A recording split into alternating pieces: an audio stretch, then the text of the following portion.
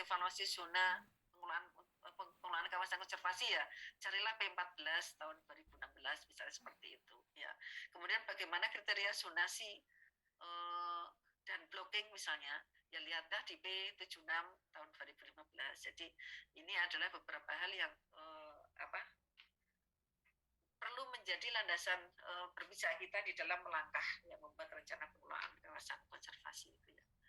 Nah, kemudian jangka waktu untuk pengelolaan kawasan konservasi ini ya, itu ada beberapa hal yang perlu kita pahami dalam Permenhub tahun 2008 ya, nomor 41 itu tentang pedoman penyusunan rencana pengelolaan kawasan suaka alam dan kawasan pelestarian alam, itu pada waktu itu rencana pengelolaannya itu jangkanya 25 tahun ya. Kemudian jangka menengahnya 5 tahun dan jangka pendek tahunan. Sementara di PP 28 itu untuk lingkup perencanaan KPA dan KSA itu meliputi ketiga kegiatan ini dan dilaksanakan dalam jangka waktu 10 tahun, jadi enggak 25 tahun ya. Kemudian dievaluasi sama setiap 5 tahun dan jangka pendeknya itu tahunan ya. Jadi ini adalah kebijakan yang mendasari kenapa sekarang kita menggunakan standar 10 tahunan ya. Dulu sebelum ini kalau membuat rencana pengelolaan itu selalu 20 tahun ya. Yang ini sudah menjadi 10 tahun karena apa? Dari 20 berubah menjadi 10 itu karena pertimbangannya adalah kalau kita membuat rencana pengelolaan selama 20 tahun itu seperti di awang-awang ya.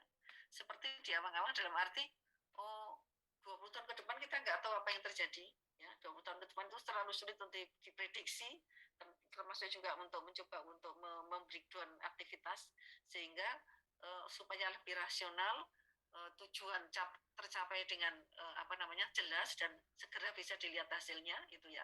Nggak perlu 20 tahun tapi 10 tahun cukup. Itu maka dokumen sekarang ini dibuatnya adalah jangka waktunya 10 tahun. Jadi nanti kalau kalian membuat diminta untuk membuat dokumen rencana pengelolaan jangka panjang itu jangkanya adalah 10 tahunan. Yang itu nanti akan di-breakdown ke 5 tahunan dan jangka pendek gitu ya. Nah, saya mengingatkan kembali saja ya, kemarin di kuliah pengelolaan KHD itu sudah saya singgung ya bahwa yang kita perhatikan ketika kita itu akan mengutak-atik ya, artinya akan memperlakukan kawasan konservasi untuk dikelola, itu yang pertama adalah kita mencoba untuk memperhatikan bahwa kawasan yang kita tetapkan itu harus bisa menjamin bahwa proses interaksi antar organisme dengan faktor fisik itu dapat berjalan secara berkesinambungan. Artinya bahwa kondisi fisik atau faktor fisik yang dibutuhkan untuk mendukung ya kehidupan di kawasan konservasi ini menjadi pertimbangan yang penting ya untuk kelangsungan hidup satwa liar ataupun tumbuhan yang dilindungi gitu ya. Kemudian bahwa di dalam kawasan konservasi itu jangan lupa merupakan sumber pembelajaran proses ekologi ya. Kenapa saya katakan ideal? Karena memang kalau dari atributnya, dari definisinya, sebenarnya kawasan konservasi itu kan digambarkan merupakan kawasan hutan yang masih dalam kondisi virgin, masih dalam kondisi alami, tidak terganggu gugat ya, tidak ada gangguan sama sekali, sehingga siapa mau belajar tentang ekologi hutan ya datanglah ke kawasan konservasi. Idealnya seperti itu. Meskipun fakta di lapangan enggak juga, fakta di lapangan kadang-kadang kawasan konservasi tapi ternyata isinya adalah kebun sayuran misalnya gitu ya. Itu anomali ya. Kemudian yang ketiga adalah bahwa kawasan konservasi kita yang ingin atau yang akan kita kelola itu mempunyai fungsi untuk melindungi secara terintegrasi ya berbagai tipe ekosistem ya, dan termasuk juga untuk melindungi kearifan lokal. Meskipun kearifan lokal ini pun nilai-nilainya itu belum belum bisa masuk di dalam kebijakan yang resmi ya. Jadi nilai-nilai lokal ini ya masih merupakan hukum tidak tertulis yang belum diperhatikan atau mendapat perhatian bagi kebijakan yang formal yang seperti kita tahu sekarang ada undang-undang, ada perpres, ada perdirjen dan sebagainya gitu ya. Oke.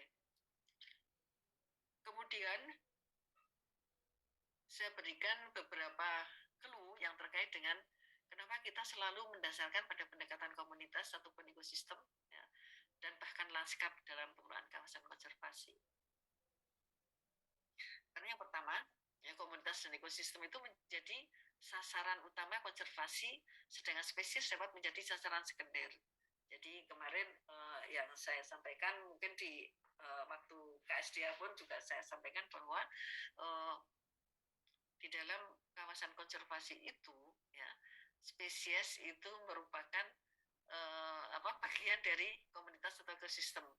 Artinya ketika kita melindungi spesies ya kita harus melindungi ekosistemnya, atau sebaliknya bahwa ketika ekosistem terlindungi maka ketersediaan ruang hidup bagi si satwa atau spesies tertentu itu akan bisa dipenuhi di situ itu ya.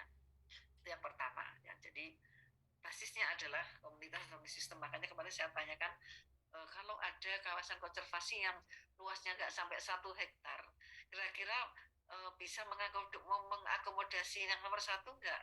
Jadi kan kita di Jogja ada ya cagar alam yang luasnya hanya kurang dari 1 hektar, hanya 0, berapa gitu. Ada yang tahu namanya cagar alam apa?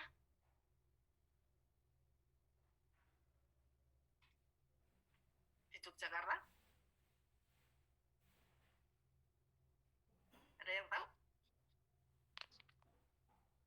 Yang Bukit Gamping itu bukan, Bu? Ya, betul, Gunung Gamping ya, bukan Bukit. Namanya cagar alam Gunung Gamping.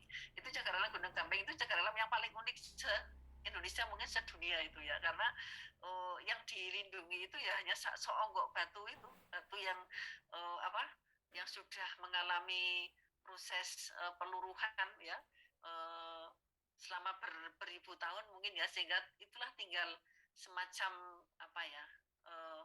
ya sisa yang sampai saat ini belum terusik ya segitu tuh, dan mungkin dengan hujan dan panas itu suatu saat juga akan semakin kecil gitu ya, sehingga itu anomali bagaimana kita dinyatakan bahwa ketika kita melindungi cagar alam Gunung Gamping itu kita juga sekaligus melindungi komunitas atau ekosistem di situ gitu ya, karena apa, floranya hanya isinya 1 pohon yang nempel di batu itu ya, nggak ada yang lain lagi gitu. Tapi mungkin ya itu merupakan suatu monumen yang memang perlu dilestarikan gitu ya. Cuma yang nggak tahu nanti statusnya apakah itu tetap sebagai cagar alam atau yang lain gitu ya. Meskipun cagar alam itu kelingkatan lebih lebih berarti ketika di situ juga sekaligus ada taman wisata alam Gunung Gamping gitu ya. Jadi makanya namanya cagar alam dan taman wisata alam Gunung Gamping jadi satu itu. Padahal manajemennya kan beda. Manajemen untuk mengelola cagar alam itu beda dengan kalau kita mengelola TWA atau taman wisata alam. Makanya juga aneh itu ya. Itu kalau kalian mau mencoba mendalami di situ, coba lihatlah apa yang terbaik untuk Gunung Gamping itu kita belum bisa menemukan ya. Konservasi pada tingkat komunitas ini memungkinkan pelestarian sejumlah besar spesies dalam kesatuan yang bekerja mandiri sehingga dapat menghemat biaya. Jadi otomatis ketika pada tingkat komunitas ini menjadi dasar pertimbangan kita, maka di dalam komunitas itu akan bisa menjadi tempat hidupnya berbagai macam binatang misalnya. Yang tidak hanya jenis yang dilindungi saja, tetapi juga jenis-jenis lain gitu ya. Yang yang ada di sana itu ya, sehingga harapannya adalah sekali kita melindungi itu banyak hal yang bisa diselamatkan. Jadi seperti itu, seperti di pepatah itu ya, sekali mendayung 2-3 pulau terlampaui, itu prinsip yang dipegang teguh oleh kita yang ingin mengelola kawasan konservasi.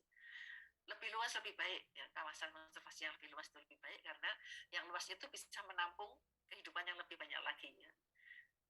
Kemudian penentuan kawasan konservasi yang baru itu sebaiknya dilakukan dengan menjamin bahwa sebanyak mungkin tipe komunitas hayati dapat terwakili. Ini yang baru saja saya sampaikan ya, bahwa kita juga harus punya pertimbangan bagaimana melakukan pengelolaan konservasi itu basisnya adalah ekosistem, itu karena di situ akan sekali banyak ditemukan tipe-tipe komunitas yang nanti akan justru memperkaya dan dalam keseluruhan itu kita lalu bisa menggambarkan suatu rantai kehidupan di dalam sistem ekologi kawasan konservasi yang kita kelola. Gitu ya.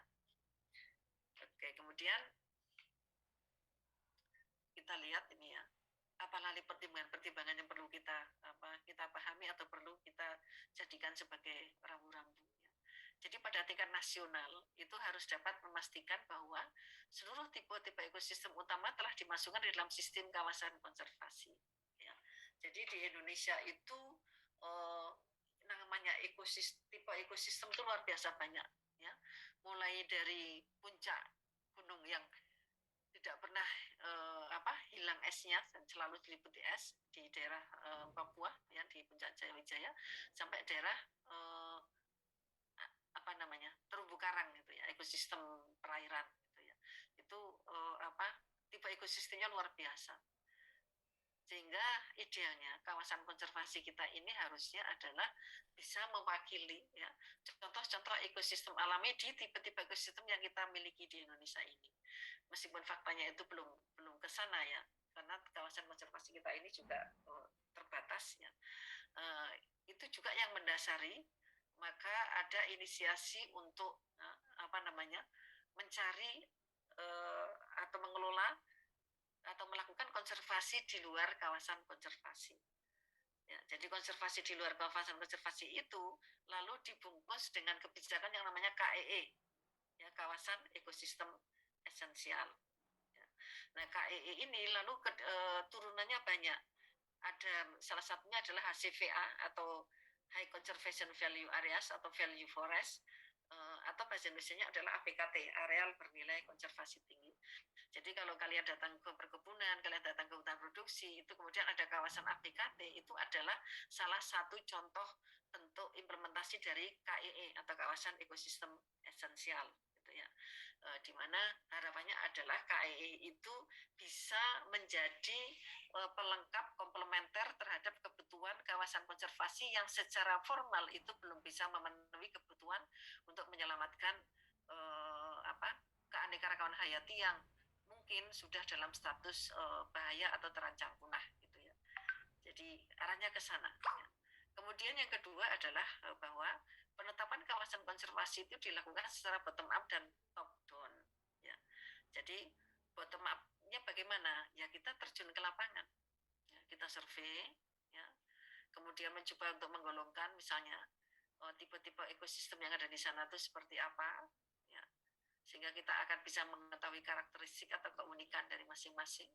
Kemudian yang top down, ya tidak hanya bottom up tapi juga top down, ya itu mencoba membandingkan berbagai peta vegetasi yang rinci dengan peta-peta lahan yang dilindungi oleh pemerintah. Jadi kadang-kadang apa yang data spasial yang dimiliki oleh pemerintah itu di lapangannya sudah berbeda, gitu ya. Sehingga kita juga harus perlu adanya cross check di lapangan adalah dalam rangka untuk memadukan itu terkait dengan tutupan vegetasi misalnya. Masih banyak lagi hal-hal lain yang perlu dipertimbangkan. Ya. Jadi kita tahu ya, kenapa top down untuk kebijakan konservasi itu harus dilakukan, harus dibuat karena kepentingan konservasi itu tidak hanya untuk sekedar melindungi satwa yang terancam punah saja atau ekosistem yang rusak, tetapi sebetulnya penetapan dari kawasan konservasi itu juga karena memang kebutuhan internasional, kebutuhan dunia. Ya. Salah satu contohnya adalah ketika negara kita dituntut sebagai daerah tropik, ya tinggal di daerah tropik itu untuk memerankan optimalisasi dari sumber daya hutan sebagai penangkap karbon misalnya. Ya. Itu kan merupakan suatu gambaran bahwa kalau bottom up dari bawah diminta untuk memikirkan tentang karbon ya, atau kemampuan pohon untuk menyerap karbon misalnya, itu selesai. Tapi kalau itu top down, jadi kebijakan di tingkat pusat itu memberikan suatu arahan bahwa kawasan konservasi yang kita kelola itu adalah salah satunya mempunyai fungsi untuk tadi ya, untuk mengendalikan supaya tidak terjadi kelebihan dari karbon yang ada di udara yang akan menyebabkan terjadinya gangguan terhadap lingkungan hidup, misalnya seperti itu ya. Jadi kebijakan top down memang tetap butuh, pertimbangan top down atau politis pun juga butuh, tapi bottom up itu juga akan menyeimbangkan atau untuk menyelaraskan ya bahwa apa yang diungkapkan di jalur top down itu bisa diselaraskan dengan kebutuhan dari bottom up tadi. Kemudian survei di tingkat lokal itu menjadi sangat penting ya, terutama untuk mengidentifikasi satwa-satwa endemik dan yang mempunyai ancaman kepunahan. Jadi besok kalau kalian praktek di lapangan, mudah-mudahan sudah nggak ada kendala COVID lagi, itu cobalah untuk betul-betul ketika sampai ke lokasi, ke TKP itu lakukan survei, jangan hanya sekedar duduk-duduk ngomong di kantor kemudian cari data sekunder terus selesai, tapi coba betul-betul bermain di lapangan untuk mencoba untuk mengenal ya, satwa-satwa endemik yang ada di sana itu apa, kemudian bagaimana populasinya, apa ancamannya ya. Jadi tadi mindset perencanaannya muncul, selalu bicara tentang faktor internal dan eksternal ya. Oke, sampai sini ada yang ditanyakan dulu sebelum saya lanjut?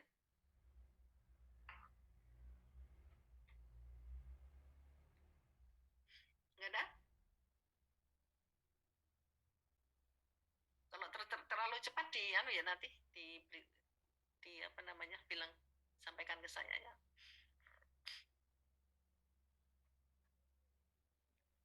Nah, ini saya coba ambil dari kebijakan. Sebenarnya maksud dan tujuan untuk membuat perencanaan itu apa sih gitu ya. Yang pertama, maksudnya dulu ya, bahwa dokumen perencanaan ini harapannya adalah bisa menjadi pedoman secara garis besar untuk mengelola kawasan konservasi tertentu. Jadi bisa cagar alam, suaka marga satwa, ada taman wisata alam, tahura dan sebagainya. Jadi semuanya itu pasti mempunyai dokumen perencanaan gitu ya. Karena itu yang nanti akan menjadi landasan berpijak kita, dan nanti ketika ada pihak asesor atau pihak dari inspektorat itu datang untuk meninjau, itu tinggal mengcross-checkkan aja aktivitas di lapangan pada tahun ketiga itu harusnya sampai apa, tapi fakta di lapangan sebelum tidak ada sama sekali, masih utuh gitu ya. Sehingga itu kan bisa menjadi landasan untuk mengevaluasi apakah pengelolaan itu efektif atau tidak. Dan ketidakefektifannya itu karena apa? Apakah sumber daya manusianya yang yang sudah memang kondisinya mengkhawatirkan, atau yang lain gitu ya. Kemudian yang kedua tujuan, ini saya mohon maaf ini ada kurang ya, maksudnya jelas tujuan gitu ya. Tujuannya apa? Tujuan dokumen perencanaan itu adalah untuk tercapainya pengelolaan yang tertata, terintegrasi dan efisien ya, sehingga target kita melestarikan keanekaragaman hayati dan penyadartahuan masyarakat itu tercapai ya. Jadi ujung-ujungnya adalah ketika kawasan konservasi kita kelola itu kembali ke masyarakat pemanfaatannya. Yang pertama adalah dia tahu bahwa dia tidak boleh merambah di situ karena itu kawasannya dilindungi sebagai habitat satwa-satwa yang terancam punah, misalnya seperti itu ya. Sehingga mereka akan bisa menjadi mitra di dalam melakukan kegiatan pengelolaan sehari-hari, misalnya seperti itu ya. Oke, kemudian ada beberapa rambu-rambu yang juga perlu diperhatikan ya, bahwa pengelolaan membuat dokumen rencana pengelolaan ini tadi yang pertama sudah saya sampaikan ya, untuk menjadi panduan.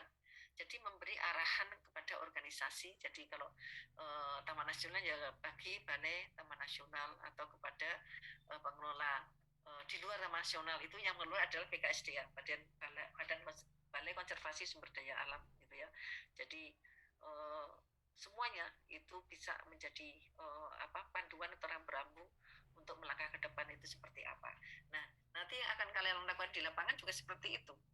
Kalian seolah-olah berperan sebagai pengelola kawasan atau pengelola yang diberi wewenang untuk mengelola kawasan konservasi, kemudian diminta untuk membuat rencana kegiatan ke depan seperti apa yang harapannya adalah jam segini kok masih ada yang minta admit ya, sudah hampir 1 jam.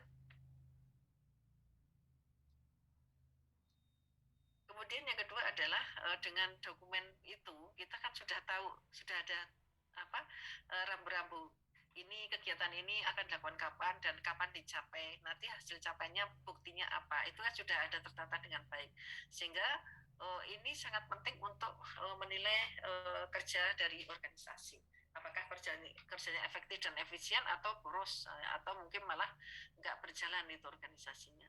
Nah, sebetulnya kalau kita di perguruan tinggi itu sah-sah saja ketika kita mencoba untuk melihat bagaimana efektivitas pengelolaan kawasan konservasi itu di suatu kawasan.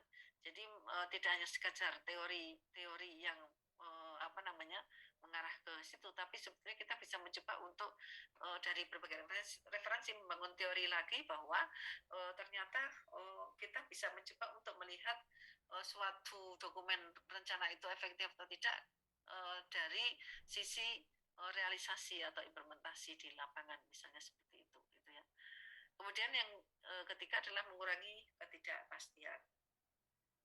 Mengurangi ketidakpastian ini bisa dihindari karena kita sudah membuat rencana sampai 10 tahun kok. Ya, jadi pasti itu ya. Dan step-stepnya itu sudah diungkap dari waktu ke waktu. Kemudian menjalankan kinerja dengan efektif dan efisien, itu jelas ya, kalau tertata dengan rapi kan kita bisa melakukan dengan baik ya. Dan yang penting banget adalah ini yang nanti akan menjadi bahan penilaian kinerja adalah terdapat standar kinerja untuk kontrol capaian organisasi. Apakah organisasi itu sehat atau tidak? Kalau lemahnya dari sisi apa? Ya. Kemudian kenapa kok bekerjanya nggak efektif? Apakah SDM-nya itu nggak mampu dan sebagainya, itu nanti akan bisa muncul semua itu ya. Oke. Sekarang kita kuak di PP 28 2011 ya. Itu tentang yang menyatakan di pasal 13 tentang lingkup perencanaan pengelolaan kawasan konservasi. Ya, jadi kalau tata urutannya di PP itu mulai dari perencanaan, perlindungan, pengawasan, pemanfaatan, dan evaluasi kesesuaian fungsi. Ya. Nah, kita bisa lihat sekarang yang jambon ini, yang bulat jambon, rencana penyusunan rencana pengelolaan kawasan konservasi itu tidak akan bisa dibuat kalau kita nggak punya data penataan dan inventarisasi potensi. Ya. Oleh karena itu orang tidak akan bisa membuat rancangan pengelolaan, ya, menyusun rencana pengelolaan kalau dia tidak mengenal potensi yang ada di dalam kawasan konservasi yang mereka kelola. Ya. Jadi ini pokok, ini wajib. Artinya bahwa kalau kalian itu misalnya diminta untuk membuat rencana pengelolaan, itu sebetulnya arahnya adalah ke evaluasi. Apakah memang tidak harus kesesuaian fungsinya, tapi apakah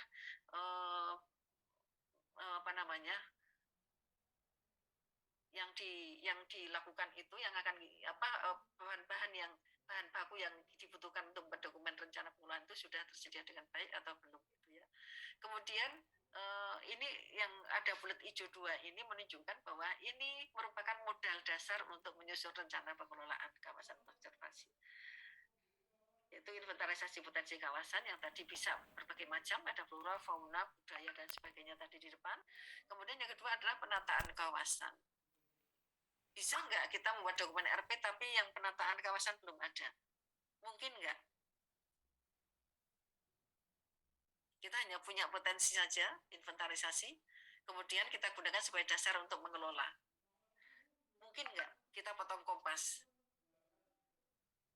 Gimana menurut kalian?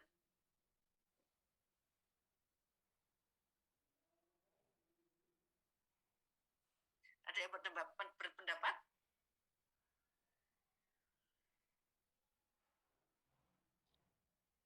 Mungkin nggak? Ngapain sih kita memakai nata-nata segala? Ya. sudah asal kita sudah tahu potensinya kan kita langsung bisa menyusun rencana pengelolaannya. Boleh nggak?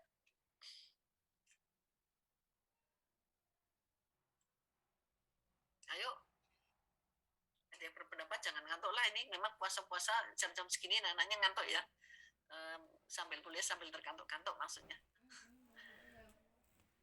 Izin menjawab, Bu. Ayo silakan Mbak. Ya, kalau menurut saya dalam penyusunan RP tetap harus tahu petanya dulu, harus tahu zonasinya seperti apa, karena meskipun kita tahu potensinya tapi kita nggak tahu potensi itu ada di mana, nanti hasil RP yang sudah jadi itu tidak sesuai dengan kenyataan di lapangan atau mungkin ada bias juga. Dan menurut saya untuk menjalankan RP itu kita juga harus tahu zonasinya seperti apa, gitu Bu. Oke, ya betul. Ada yang lain berpendapat? Terima kasih Mbak Nurul. Yang lain? Ada pendapat lain? Jadi tadi kan pertimbangan ketika kita akan membuat ketika inventarisasi potensi itu kan juga melihat seberapa jauh kebutuhan-kebutuhan pihak lain terhadap kawasan kita. Jadi benar Mbak Nurul tadi bahwa kenapa kita harus menata ruang dulu supaya kita benar-benar bisa menempatkan sesuai dengan kebutuhannya. Jadi kebutuhan kita untuk melindungi jenis-jenis yang dilindungi ya harus kita buatkan yang namanya blok atau zona inti atau blok perlindungan. Ya. Karena apa? Karena di blok perlindungan itu betul-betul diharapkan adalah dikemas untuk menjadi rumah yang ideal bagi jenis-jenis yang kita lindungi itu ya. Nah kalau nggak ditata kawasannya kita nggak ngerti di mana tempat yang akan digunakan untuk perlindungan spesies yang terancam punah misalnya. Tapi kalau sudah teridentifikasi dari hasil survei lapangan ternyata bahwa jenis-jenis ini, jenis tertentu yang terancam punah itu ada di lokasi mana, di titik mana. Sehingga dengan pertimbangan berbagai macam pertimbangan maka ditetapkanlah zona inti atau blok perlindungan dari suatu kawasan konservasi itu ya. Jadi penataan itu memang harus ada. Sama juga kalau kita ini mengibaratkan rumah, ya. Rumah itu kan ada teras depan, ada kamar tamu, ya, ada ruang tamu maksudnya, ada ruang keluarga, ada kamar tidur. Kamar tidur pun juga kamar tidurnya orang tua, kamar tidur anak-anak, kamar tidur pembantu misalnya. Ya, jadi tidak mungkin pembantu akan disuruh tidur di kamar tamu, misalnya. Ya kan, tidak mungkin tamu itu akan diberikan tempat untuk bermalam di kamarnya pembantu gitu ya. Jadi ibaratnya seperti itu, sehingga untuk penataan kawasan ini pengaturan ruang juga sama ya. Ini tidak mungkin kita akan strict tidak boleh melakukan apa-apa ketika di situ jelas-jelas bahwa kebutuhan subsisten masyarakat mengambil dari situ. Misalnya dia perlu ngambil rumput ya, rumput untuk pakan ternak. Kemudian karena zona yang salah, maka masyarakat yang datang ke sana ngambil rumput itu ditindak ya, ada kena sanksi hukum, padahal sebetulnya itu memang dipersiapkan untuk zona pemanfaatan tradisional misalnya. Jadi sama, kalau ketika kita bilang zonasi itu sama dengan kita membayangkan rumah ya, sebuah rumah gitu ya. Jadi rumah secara keseluruhan itu kan utuhnya bangunan rumah, kemudian pengelolaan di dalamnya itu yang macam-macam gitu ya. Jadi dua prinsip yang perlu diketahui ya. Itu maksudnya apa? Maksudnya adalah ketika karena kebetulan 2 hari yang lalu saya baru saja mendapatkan ini presentasi pertanggungjawaban praktek jurusan dari kakak-kakak kalian itu ya. Itu ketika dia menempelkan aspek penataan kawasan, ada zonasi atau blok, itu ya hanya sekedar copy dan paste aja. Dia tidak mengeluarkan ruh dari penempelan penataan ruang blocking atau zoning itu untuk laporannya apa itu nggak jelas itu ya.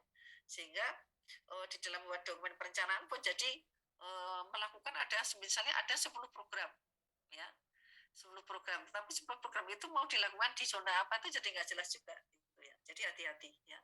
hati-hati bahwa memang ini dua kesatuan yang tidak bisa dipisahkan.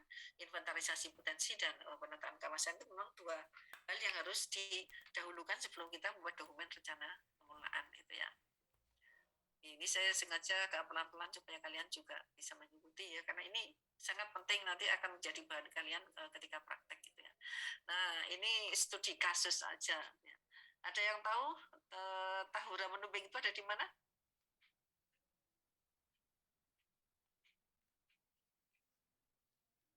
Ada yang tahu? Ada yang dari Bangka nggak?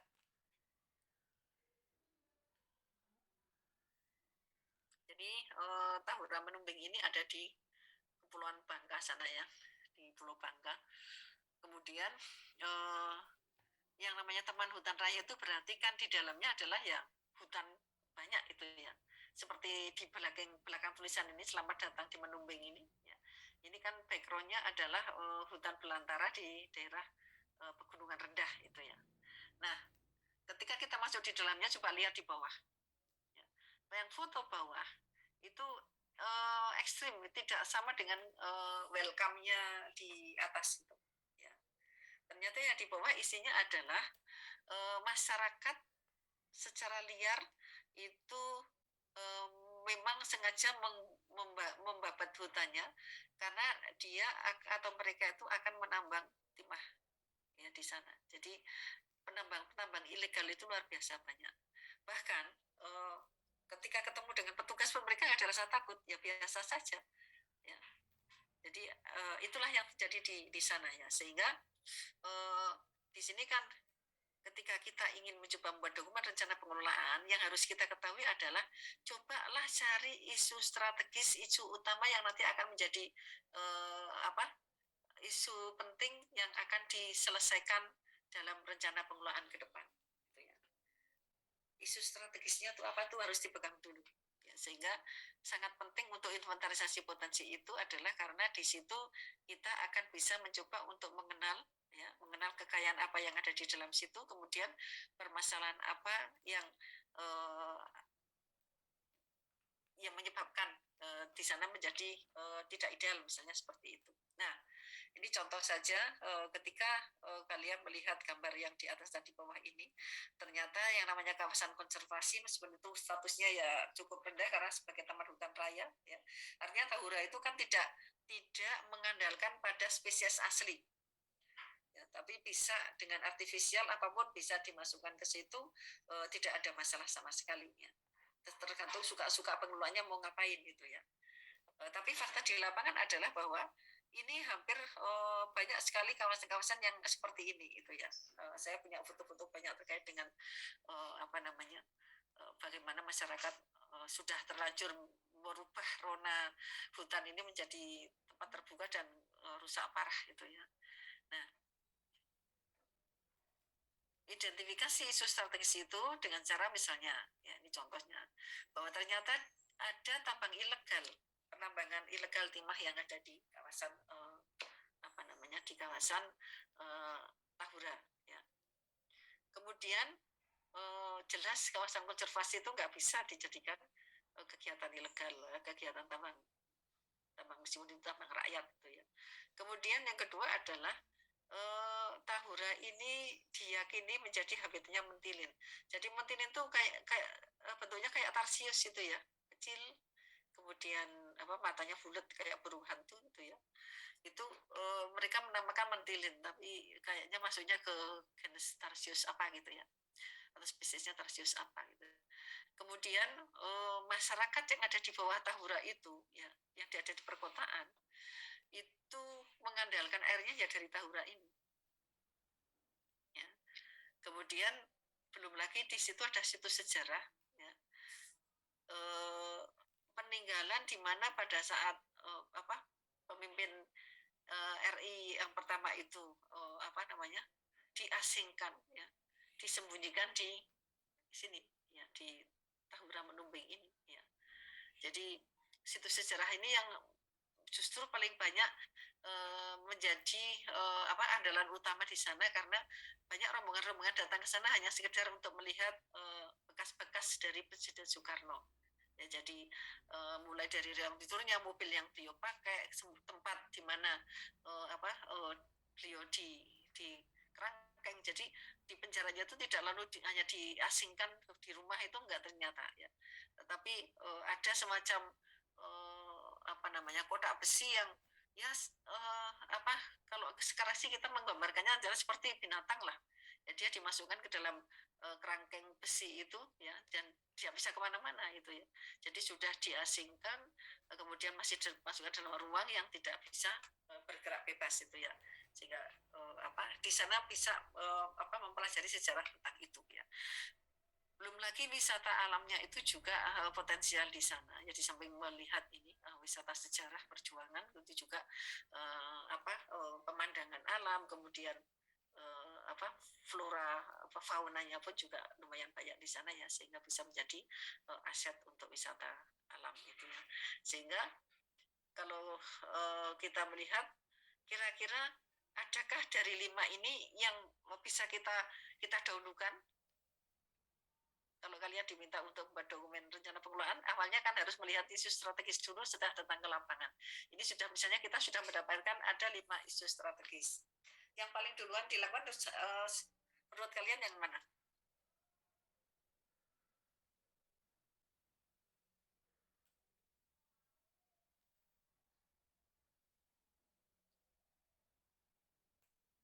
Apakah dalam jangka 10 tahun ini kelima-limanya tuh 10 tahun, atau ada yang wah ini 3 tahun udah selesai gitu?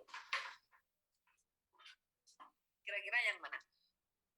Yang paling krusial, yang paling awal harus diselesaikan dulu? Izin berpendapat, Bu. Ya, silakan Mas, ayo. Mungkin kalau menurut saya tetap yang tambang timah ilegal ini, Bu. Alasanmu apa?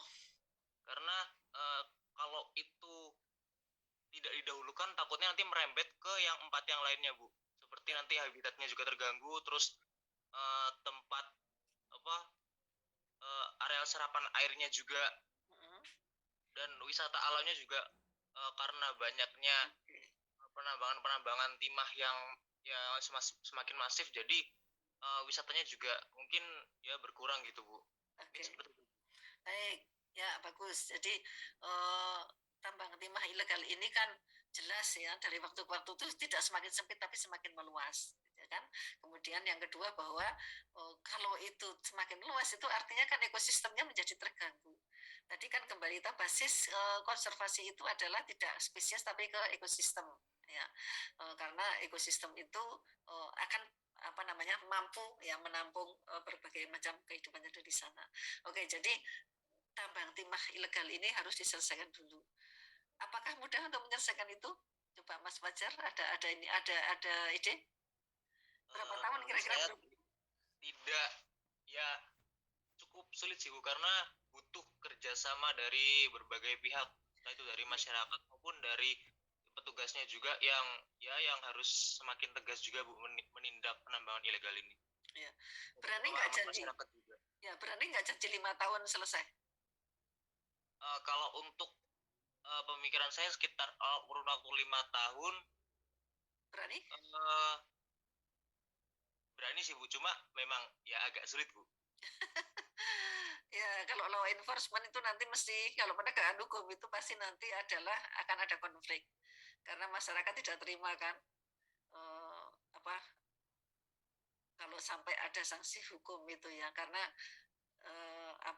mereka juga ternyata menjanjikan banget ini ya, mereka dapat uang langsung loh begitu dia hasil masih tambang dalam bentuk tambang mentah saja belum diolah itu sudah pabrik. Celakanya ya pabrik-pabrik itu mau menampung gitu, jadi kayaknya memang ini kesalahan berjamaah ya. Pabrik-pabrik yang besar itu juga ternyata tidak hanya sekedar dia menambang di konsesi dia sendiri, tapi dia juga menerima hasil-hasil tambang liar ini untuk dijual ke mereka ya, tentunya dengan harga yang lebih murah, makanya mereka mau gitu ya. Jadi inilah yang terjadi di sana. Kalau kalian ingin tahu ya silakan, kalau ada yang tertarik untuk meneliti di sana, meskipun ya lumayan mahal ini pesawatnya ya, harus perjalanan dari Jogja ke Bangka itu juga cukup jauh, dan ya biaya mahal lah, kecuali kalau ada proyek itu ya. Nah ini sebetulnya menarik ini untuk kalau kalian ada sudah yang punya belum punya ide untuk membuat skripsi ya, kalian bisa membantu menyelesaikan masalah ini. Tapi memang paling utama adalah kita ingin menyelamatkan ekosistem hutan supaya tetap utuh, sehingga mau nggak mau memang yang menjadi tertuduh ini memang ya tambang timah yang tidak semakin menyempit tapi semakin meluas itu ya. Sehingga apa ini kira-kira inovasi yang bisa kalian sumbangkan ketika ingin mencoba menyelesaikan masalah itu misalnya itu ya. Tapi yang penting adalah kalian bisa mencoba untuk berlatih ya, melihat isu-isu strategis apa yang ada di suatu kawasan, kemudian lihat isu utama yang krusial harus diselesaikan paling dulu. Itu nanti di dalam rencana pengelolaan dalam dokumen itu harus masukkan pada aktivitas yang paling duluan. Ya.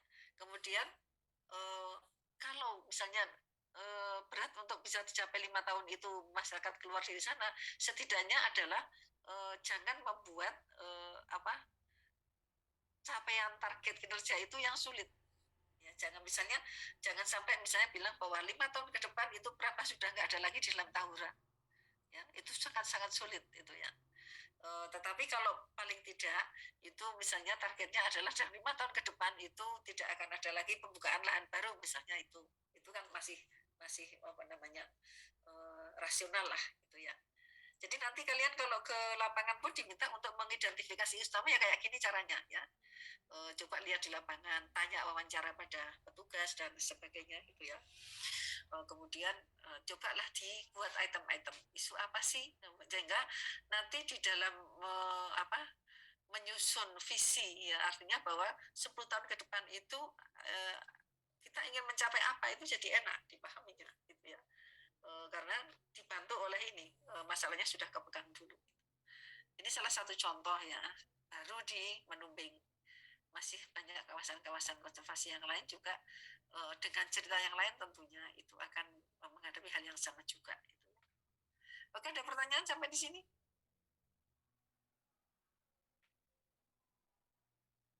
Kalau ada pertanyaan atau mengungkapkan, dan saya bisa istirahat nggak ngomong dulu. Nah, ini tentang tim kerja. Jadi dokumen RPKK itu nggak dibuat oleh Balai Taman Nasional sendiri loh ya, tapi ada tim kerjanya. Ya. Tim kerjanya itu tidak hanya dari dalam, tapi tim kerjanya juga para pihak yang secara langsung maupun tidak langsung itu memang berhubungan atau berkaitan dengan kawasan hutan di Menumbing itu ya. Jadi tim kerjanya itu harus dibentuk dan itu harus terpadu ya. Kemudian menyusun rencana kerja itu adalah ya memberi down kerjanya untuk menyiapkan RPKK itu apa gitu, yang di bawah normatif lah untuk mengumpulkan data, mengolah, ya, menyusun rencana pengelolaan dan mungkin kalau ada perubahan-perubahan gitu ya. Tapi saya hanya menggambarkan bagaimana untuk menyelesaikan dokumen rencana pengelolaan ini memang ini ya, together ya, we can make massive breakthroughs. Ini kan ceritanya mau membuka pintu bobol itu ya. Jadi sama ya, kita ingin adalah dengan para pihak itu pengelolaan di kawasan konservasi untuk 10 tahun ke depan itu sudah jelas. Siapa mitra, siapa yang bisa mendukung ya. Kemudian bagaimana kerjasama dengan perguruan tinggi untuk penelitian misalnya, itu sudah dirancang baik-baik di dalam dokumen perencanaan nanti ya. Nah, ini supaya kalian tahu ya, artinya bahwa kalau kalian nanti praktek diminta untuk membuat dokumen rencana pengelolaan kawasan konservasi, setidaknya Anda bisa bermain peran, juga bisa role play ya, bahwa Anda menganggap sebagai kepala balai misalnya ya, kepala balai KSD atau kepala dinas kehutanan atau apapun itu ya. Nah, di sini ketua tim itu adalah kepala UPT-nya. Jadi kalau balai ya kepala balai, kalau kepala bisa balai KSDA maupun bisa juga balai Taman Nasional itu ya. Siapa saja nih tim kerjanya? Tim kerjanya pertama adalah unit pelaksana teknis yang bersangkutan, unit pelaksana teknis yang bersangkutan. Jadi ini kepala balai rencana kegiatan yang terkait dengan pengelolaan sumber daya alam dan sumber daya hutan yang ada di situ itu ya. Kemudian juga dinas-dinas terkait, dan tidak lupa pasti ada tenaga ahli yang dibutuhkan. Jadi tenaga ahli ini biasanya bisa dimintai tolong mereka dari perguruan tinggi atau dari konsultan, itu juga bisa itu ya. Jadi tenaga ahli ini yang diharapkan adalah bisa mengawal ketika unit pelaksana teknis itu menyusun dokumen itu, arahan-arahan apa yang bisa digunakan untuk membekali mereka dalam menyelesaikan dokumen tadi itu ya. Itu tim kerjanya. Sehingga kalau kalian dalam bentuk skala kecil ada kelompok 5 orang itu diminta untuk membuat dokumen rencana pengelolaan, paling tidak ya nggak mungkin kalau timnya nggak lengkap, nggak mungkin kita bisa mendapatkan data dan informasi yang baik. Sehingga ya setidaknya pokok-pokok bahasannya itu sudah benar gitu ya, setidaknya seperti itu, sehingga tata urutannya kalau membuat dokumen perencanaan seperti apa itu sudah diketahui dengan baik gitu ya. Nah kemudian terkait dengan ruang lingkup ya. Ruang lingkup dari dokumen perencanaan pengelolaan kawasan konservasi gitu ya. Ruang lingkup ini nanti juga di dalam kalian membuat dokumen ini ya isinya ya ini bab 1 sampai bab 6 ya. Jadi meskipun nanti sekedar latihan atau kalian melihat dokumen rencana pengelolaan jangka panjang yang asli milik suatu kawasan itu sama juga gitu ya. Jadi pendahuluan itu isinya apa ya. Sehingga nanti kalian bisa menyesuaikan ini, informasi umum apa sih yang terkait dengan misalnya tadi menumbing itu ya. Oh dia merupakan kawasan hutan pegunungan rendah, ketinggiannya tuh ya di bawah 1000 meter misalnya seperti itu ya. Kemudian bahwa dia menjadi habitat dari satwa yang dilindungi ya. Kemudian apa-apa bla bla bla gitulah, sehingga akhirnya itu yang mendasari kita untuk bisa menyusun nilai-nilai penting ya, mengidentifikasi nilai penting selama 10 tahun ke depan itu di prolognya itu sudah disampaikan dulu. Kemudian kalau sudah seperti itu lalu kita mencoba untuk menyusun visi misi dan tujuan pengelolaan gitu ya. Artinya visi misi tujuan ini adalah merupakan rangkaian yang akan memandu apakah kegiatan kita di dalam mencoba mengelola atau merancang pengelolaan kawasan konservasi itu bisa diikuti dengan baik atau tidak itu. Jadi kalau nggak ada visi, nggak ada misi ya percuma aja ya, sama aja ya, karena nggak ada arahan nanti ya. Kemudian tadi kan sudah dijawab ya bahwa ke penataan ruang Mbak Nurul tadi memang penting ya, karena di dalam dokumen laporan pun itu juga muncul di bab 3 ya. Jadi setelah visi misi dan tujuan sudah diungkapkan, maka lalu melihat di lapangannya sebenarnya lapangannya kayak apa sih. Jadi justru ini utama banget ya, sangat utama untuk bisa membuat rencana pengelolaan secara real itu dasarnya ada blok atau zona gitu ya. Kemudian setelah itu baru strategi. Makanya dalam pelatihan membuat rencana pengelolaan itu pasti ada pendekatan strategis yang dilakukan ya, bisa kualitatif bisa kuantitatif untuk kemudian bisa di breakdown ke rencana aksi gitu ya. Kemudian yang bab 5 pemantauan dan evaluasi, di situ sudah dijelaskan tadi targetnya, misalnya kalau di di menumbing itu ada 5 misalnya tadi, kemudian masing-masing itu sudah ada alat ukurnya sendiri-sendiri untuk melihatkan hasil evaluasinya itu sesuai kinerjanya sesuai dengan harapan atau tidak, itu nanti akan ketahuan ya. Nah ini saya nggak usah saya baca lah ya, ini contoh ya bahwa SK Dirjen KSDA itu sudah membuat pedoman pelaksanaan inventarisasi potensi kawasan atau IPK ya, di Suakalam dan di kawasan pelestarian alam. Itu artinya bahwa kalian bisa menggunakan pedoman ini untuk digunakan sebagai tools untuk mencari data di lapangan itu ya. Jadi isinya apa sih kegiatan yang terkait dengan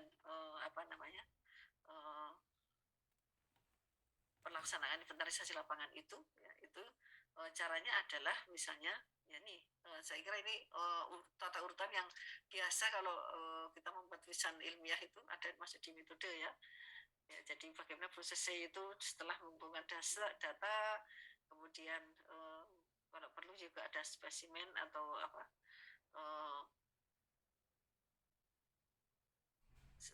bagian dari dari tumbuhan atau hewan yang bisa digunakan untuk sebagai pengenal itu ya, bisa footprint ya, kemudian footprint itu jejak kaki ya.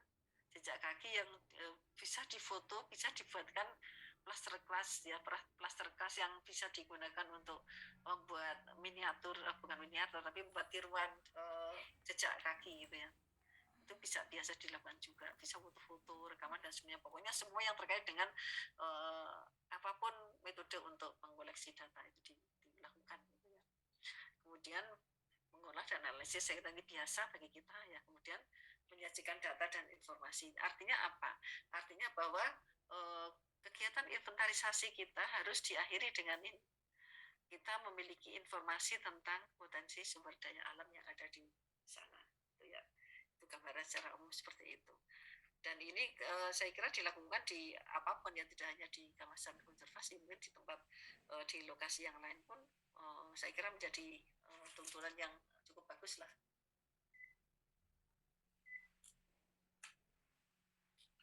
Nah ini agak mungkin sudah disampaikan Pak Heru ya, tapi saya hanya memberikan sedikit ya mengulang refreshing aja bahwa ternyata untuk menyusun zonasi itu pun juga bukan sesuatu yang sederhana itu ya. Jadi ada step-step yang perlu dilakukan ya. Mulai dari identifikasi IPK tadi ya. Kemudian lalu kita akan mendapatkan data dan informasi baik itu secara tematik spasial maupun non spasial itu ya. Kemudian di overlay itu artinya kita melihat bahwa mana-mana kawasan yang sensitivitas ekologinya tinggi, yaitu kawasan-kawasan yang menjadi habitatnya satwa yang dilindungi misalnya, itu hasil lalu kita overlaykan. Dia biasa terdapat di sini humringnya kebutuhannya segini, sehingga dalam satu periode itu dia akan mencoba menyusun langkah-langkah untuk kegiatan perencanaan ini sudah betul-betul didasarkan pada kondisi yang senyatana, atau fakta di lapangan yang betul-betul itu ya. Jadi kalau zona inti ya itu memang digunakan untuk melindungi jenis-jenis yang rancang punah. Kemudian ada misalnya zona atau blok pemanfaatan tradisional, karena memang itu nggak bisa ditawar lagi, masyarakat butuh sesuatu di situ dan seterusnya itu ya. Sehingga dari pertimbangan ini lalu kita bisa mendapatkan tadi menata ruang ya. Ada ruang tamu, kalau rumah kita itu ruang tamu, ruang keluarga, ada kamar tidur, kamar mandi, dapur dan sebagainya. Seolah seperti itu ya. Jadi dari hasil ya peta zona atau blok atau zonasi atau blocking inilah lalu bisa digunakan sebagai langkah awal untuk menyusun dokumen perencanaan pengelolaan kawasan konservasi itu ya. Jadi ini merupakan gambaran secara kalau dikaitkan dengan tadi yang identifikasi potensi, lalu nanti akan muncul isu strategis kan. Jadi isu strategis nanti masuk di pertimbangan zona tadi. Mana-mana yang krusial, misalnya tadi tempat-tempat yang digunakan untuk ilegal, penambangan ilegal, itu titik-titik spot-spotnya, kemudian nanti akan didesain menjadi misalnya zona rehabilitasi, karena suatu saat ya harus kembali menjadi hutan kembali, misalnya contohnya seperti itu. Jadi dari hasil inventarisasi, kemudian dari pertimbangan-pertimbangan yang baik aspek fisik, aspek biotik ya, aspek sosial, lalu di overlay bersama-sama untuk langkah menyusun blocking atau zonasi atau menata ruang gitu ya. Nah inilah dokumen perencanaan kawasan konservasi baru bisa berjalan. Jadi nggak mungkin kalian datang ke lapangan kemudian cukup mencari data survei di lapangan, observasi, kemudian buat dokumen perencanaan itu nggak bisa. Ya karena harus jelas ya, melakukan kegiatan itu berdasarkan satuan tempat dan waktu. Ya. Jadi tempatnya di mana, kapan dilakukan itu perlu menjadi perhatian ya. Jadi jangan sampai nanti di dalam membuat laporan praktek strategi untuk pengulahan ke sana ke depan adalah 1, ini 2, ini 3, ini, tapi itu tuh isinya apa, kegiatannya itu dilakukan di mana, itu nggak jelas itu ya. Kapan dilakukan itu nggak jelas. Jadi endingnya nanti pasti ke sana. Jadi bisa dipetakan berdasarkan site ya, tempat. Yang tempat itu tadi bisa zona atau blok, dan waktu. Waktu itu kapan? Apakah akan dilakukan di awal atau nanti setelah 5 tahun ke depan baru akan dilakukan? Ya, atau sepanjang waktu selama 10 tahun itu akan selalu dilakukan. Itu bisa saja seperti itu. Ya. Oke, ada pertanyaan sampai sini? Mungkin secara detail untuk prakteknya Pak Heru yang akan menyampaikan ya. Ini saya hanya memberikan rambu-rambu uraiannya saja, dan kalau pembuatnya ke ruangan kan harus praktek ini ya. Mungkin di kelas nanti bisa diajari caranya membuat zona. Izin bertanya, Bu. Ya, silakan. Terkait tim kerja tadi saya masih agak sedikit bingung. Itu kan Gimana? ada berbagai pihak seperti Bapeda, Dinas, terus mungkin bisa tolong diituin PPT-nya. Mana tadi?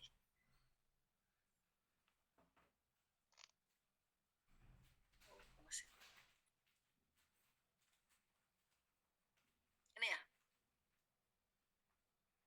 Setelah ini, Bu. Baik. Ya. Nah, ini Pertanyaannya apa? Nah, kenapa di dalam tim kerja ini masyarakat tidak ikut dilibatkan tuh, misalnya perwakilan masyarakat ataupun perwakilan perusahaan yang berpartisipasi dalam hal pemanfaatan di area konservasi gitu, Bu? Ya, itu sebetulnya kan nanti termasuk tim teknisnya nanti akan bermain di situ. Jadi kita lihat ya bahwa sebetulnya memang kalau secara kebijakan itu yang tertulis adalah itu, tapi fakta di lapangan adalah bahwa ketika mencari data di lapangan itu pun termasuk masyarakat itu diminta informasi. Kemudian setiap ada ini aktivitasnya kan apa, Mas? Ada FGD. Sehingga ketika ada data kebutuhan kebutuhan informasi lebih detail itu kemudian kita mengundang fokus grup discussion dengan masyarakat desa mana itu ya, sehingga mereka selalu terakomodasi. Jadi kalau kalau fakta di lapangan yang berjalan adalah ketika kita mengambil data di lapangan itu kita juga sudah melibatkan. Jadi ini nanti sebetulnya ini akan di breakdown lagi di UPT ini, Mas, unit pelaksana teknis yang di bawah kendali Balai KSDA atau Balai Taman Nasional. Jadi ini nanti di breakdown lebih detail lagi ya, bahwa unit pelaksana teknis itu bisa terdiri dari staf balai, kemudian juga masyarakat yang ada di sekitar, karena kita tahu bahwa masyarakat itu kadang ada yang mempunyai interaksi yang sangat intens dengan kawasan, sehingga dia adalah bagian dari Taman Nasional seperti itu gitu ya. Memang kalau di dalam secara peraturan kebijakan ini isinya ini ya. Kemudian relasi misalnya Bapeda, kenapa Bapeda atau dinas lain itu dikaitkan? Karena apa? Karena kepentingan di dalam kawasan itu tidak hanya melulu dari kehutanan saja, tetapi bahwa apa yang kita lakukan itu harus tidak menyimpang dari perencanaan daerah. Ya, sehingga kalau kawasan itu ada di 2 provinsi atau 2 kabupaten, maka Bapedanya itu juga harus dari 2 wilayah tadi ya, supaya ada sinkronisasi bagaimana perencanaan pembangunan wilayah itu dengan pengelolaan kawasan konservasi yang kebetulan ada di situ, termasuk juga dinas-dinas ya. Dinas-dinas ini contohnya adalah bahwa sebetulnya kan urusan masyarakat itu bukan urusannya kehutanan, Ya meskipun kita memang diberi kewajiban juga untuk mensejahterakan masyarakat, tetapi sebetulnya di dalam di suatu daerah itu kan pihak-pihak pengelola pemangku wilayah itu kan juga harus memperhatikan kepentingan masyarakat, sehingga bagaimana caranya supaya ketika kita punya program bahwa masyarakat itu sebetulnya memerlukan sumber kehidupan yang diversifikasi gitu ya, sehingga jangan hanya tergantung pada hutan tapi bisa diberi peluang yang lain. Nah ini harusnya ditangkap oleh dinas, ada misalnya pemberdayaan masyarakat untuk apa, atau mungkin ada semacam inisiasi untuk mencari alih usaha lain yang memungkinkan untuk tidak lagi banyak menyentuh hutan atau yang lain itu ya. Jadi kalau apa yang ada di sini ini secara kebijakan yang tertulis di dalam perdirjen itu ya, tetapi di dalam fakta di lapangan kalau kami sering melakukan itu ya, di tim pelaksana teknis ini ya isinya adalah ya di samping tugas dari balai sendiri itu juga beberapa tokoh masyarakat itu juga sudah dilibatkan sejak awal untuk terutama menjaring aspirasi mereka terkait dengan kawasan itu seperti apa itu Mas. Itu yang fakta yang dilakukan atau yang terjadi di lapangan ketika praktek menyusun rencana pengelolaan itu berjalan. Tapi kalau memang kalau memang unsur masyarakat itu bisa diwakili, ini malah kalau saya usul itu di kebijakan itu harusnya ada tulis saja para pihak, karena para pihak itu lebih luas. Para pihak itu masyarakat masuk, kemudian pengusaha masuk, kemudian juga pihak-pihak lain masuk. Jadi pemahamannya jadi lebih clear itu ya. Tapi yang jelas adalah ketika rumusan dari dokumen rencana pengelolaan itu sudah disusun, kemudian sudah berkali-kali dikonsultasikan publik itu ya. Jadi kemudian nanti akan mereka itu akan menyepakati dengan menandatangani dokumen itu Mas. Nanti di akhir dari kegiatan penyusunan ini akan diakhiri dengan adanya lembar penandatanganan kesepakatan bahwa mereka setuju misalnya kalau untuk zonasinya seperti ini. Kemudian kalau dokumen rencana pengelolaan ya setuju bahwa dalam jangka 10 tahun ini Balai Taman Nasional misalnya itu akan melakukan poin-poin kegiatan seperti ini, kemudian siapa yang terlibat, kemudian peran masyarakat terlibat, itu semua muncul di dokumen itu. Dan ya logikanya kalau mereka sudah tanda tangan itu berarti mereka bisa menerima langkah-langkah kegiatan selama 10 tahun itu dengan baik itu ya, harapannya seperti itu. Jadi saya kira apa yang disampaikan tadi suatu koreksi ya. Tapi saya tidak terpikirkan karena di dalam faktanya itu kalau sebentar ya.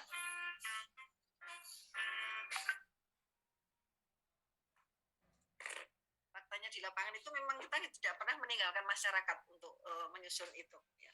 Hanya mungkin kalau di kebijakan kita nggak bisa berbuat apa-apa itu ya, karena memang kalimatnya seperti ini itu Mas. Tapi apa yang terjadi di lapangan jelas semua aspirasi masyarakat itu terakomodasi ya.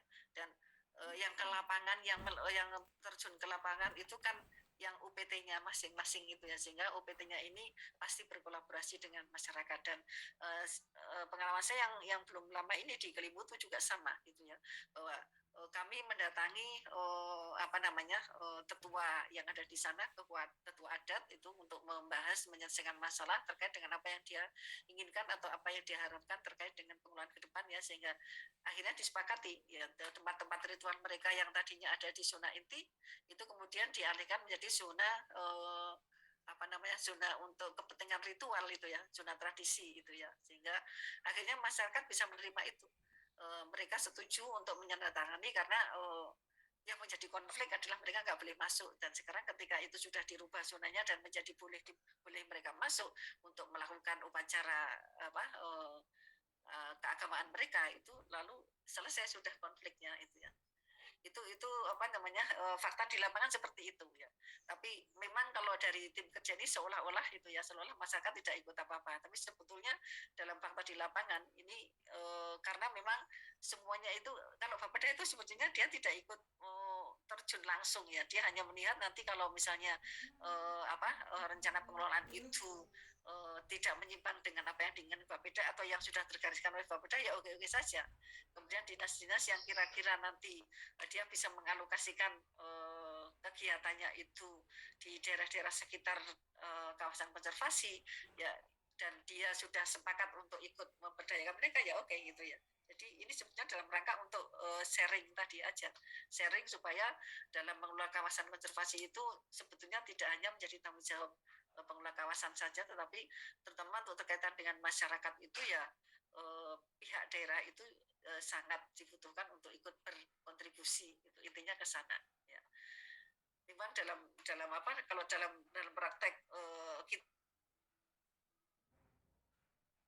kita belajar terutama di praktikum itu kita tidak sampai ke sedetail itu ya. Biasanya kita cukup dengan data sekunder aja. Oke gitu Mas. Baik, Bu. Ini kalau dalam praktek itu jelas masyarakat ikut. Kita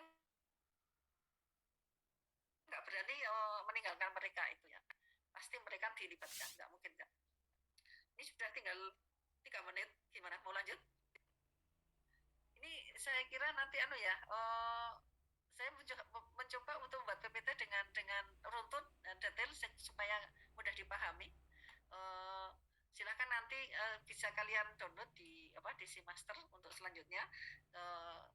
Yang seterusnya ini sekedar sebenarnya gambaran yang mungkin sebagian sudah disampaikan oleh Pak Airo bagaimana filosofi blok atau zona itu ya, kemudian bahwa untuk pengelolaan kawasan konservasi itu dari situasi sekarang artinya bahwa kita melihat potensi yang ada pada saat ini, dari situ kita menemukan nilai-nilai isu utama, isu strategis, kemudian mempunyai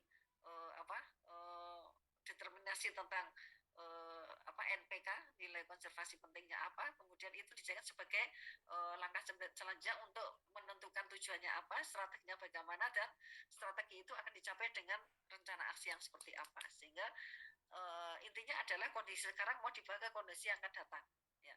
Nah, kondisi yang akan datang ini dipandu dengan di dalam dokumen itu ada namanya visi.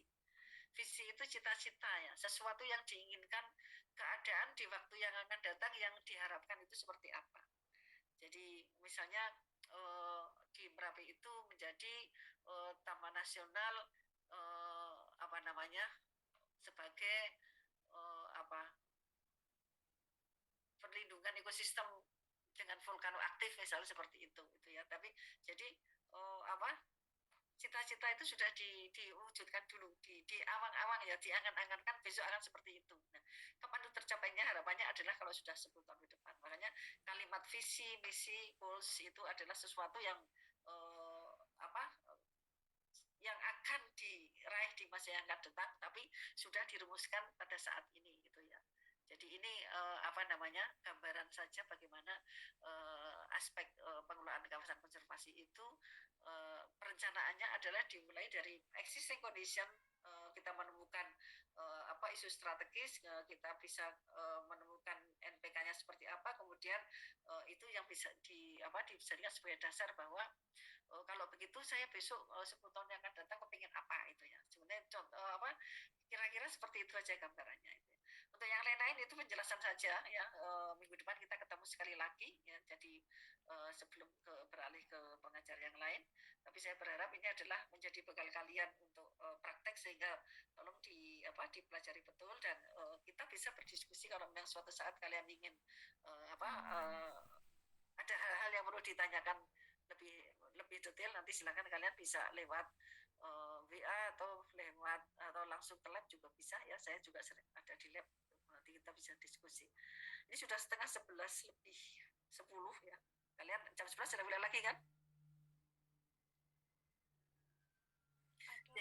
Ya, makanya ini nanti silakan dibaca ulang, kemudian nanti kalau perlu penjelasan kita bisa di luar forum luar forum pun bisa ya. Dan saya berharap ini kami tim pengajar itu memang berharap sekali kalian memang memahami tentang dokumen, bagaimana cara teoritik untuk membuat rumusan rencana pengelolaan jangka panjang dari kawasan konservasi, karena ini adalah ujung-ujung kita ya, ujung-ujungnya adalah kita ingin kalian yang lulus dari tempat konservasi ini sudah bisa memanfaatkan segala ilmu yang didapat itu untuk dituangkan dalam merancang pengelolaan ke depan seperti apa. Oke, saya kira itu ya, penjelasan juga cukup jelas itu ya. Nanti jadi kalian tidak perlu tidak perlu mencari-cari sendiri lagi. Ini sudah saya coba rangkum dari berbagai informasi ya. Dan karena waktu juga, karena kalian nanti butuh waktu untuk jeda sebentar sebelum kuliah lagi ya. Oke, sebelum saya tutup, apakah ada pertanyaan atau mungkin ada usul atau dan lain-lain? Silakan. Kalau nggak ada, kita akhiri. Bisa? Dari saya cukup, Bu. Cukup, oke. Oke, nanti kalau mau diskusi silahkan, kalian bisa bisa komunikasi lewat WA atau bisa langsung ke lab ya. Bisa ketemu